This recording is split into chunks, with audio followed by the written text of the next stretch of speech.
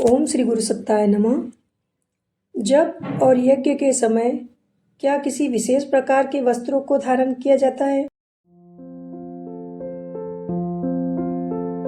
शीर्षक जप यज्ञ के समय के वस्त्र।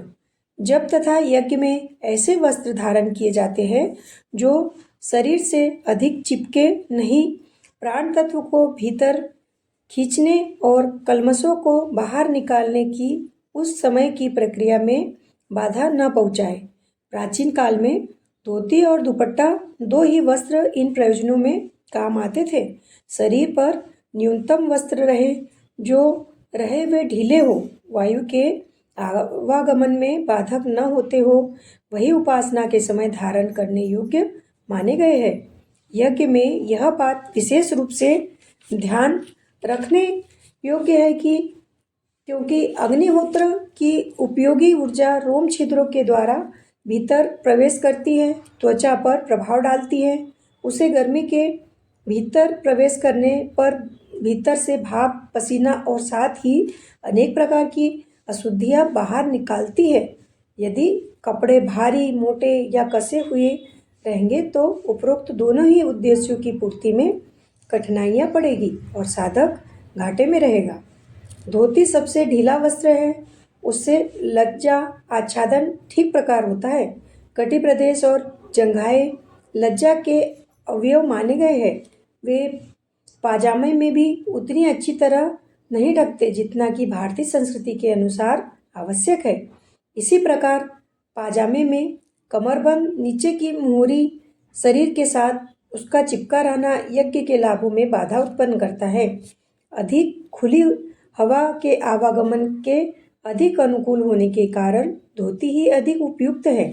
भारतीय संस्कृति का यही प्रतीक परिधान भी है, जिसका अन्य समय में न सही धार्मिक कृत्यों में तो स्थान बना ही रहना चाहिए। शरीर पर धारण किए जाने वाले वस्त्रों में कुर्ता सीधा, सरल, सादगी का प्रतीक एवं सस्ता है। वायु का आवागमन निर्बाध रूप से होता रहे, ऐसी ही उसकी बनावट है। भारत की सांस्कृतिक पोशाक की दृष्टि से भी कुर्ता ऐसा परिधान है जिसे धार्मिकता एवं सांस्कृतिक एकता के प्रतीक रूप में मान्यता मिल सकती है। वह आसानी से नित्य धोया जा सकने योग्य है। ऐसे कपड़े जो शरीर पर चिपके रहते हैं, नित्य नहीं धुलते, उनका धार्मिक क्रिया कृत्यों में धारण न किया जाए तो ही अच्छा है। मोजे हर हाल में उतार देना चाहिए। उनकी गंदगी लगभग जूते के ही समतुल्य होती है।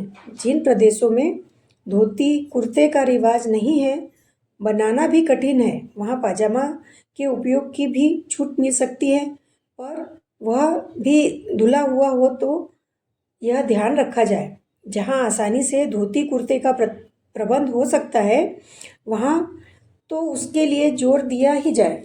इस संदर्भ में आलस्य या उपेक्षा न बरतें। कंधे पर पीला दुपट्टा धर्मानुष्ठानों के लिए शास्त्रोक्त परिधान है। जहाँ तक संभव हो, जप साधना, यज्ञ प्रक्रिया आदि के अवसर पर कंधे पर पीला दुपट्टा रखा जाए। इसमें सांस्कृतिक एकता एवं भावनात्मक समस्वरता का समावेश है। इसीलिए यथासंभव सभी धर्म कृत्यों में धोती कुर्ता पीला दुपट्टा धारण करने पर जोर दिया जाए, पर इसे इतना कड़ा प्रतिबंध न माना जाए कि किसी श्रद्धालु को मात्र इसी कारण सम्मिलित होने से रोका जाए। अच्छा यह है कि सामूहिक आयोजनों में कुछ सेट इस प्रकार रखे जाए जिन्हें लोग प्रयोग कर सके। जो इस प्रकार के वस्त्र घर से लेकर नहीं आए हैं, महिलाएं प्रायः साड़ियाँ ही पहनती हैं। वे धर्मकृत्यों में पीली रंगी रहे। शरीर पर धारण करने के वस्त्र चिपक के रहने वाले नहीं, ढीले होने चाहिए। शीर्षक समाप्त। धन्यवाद।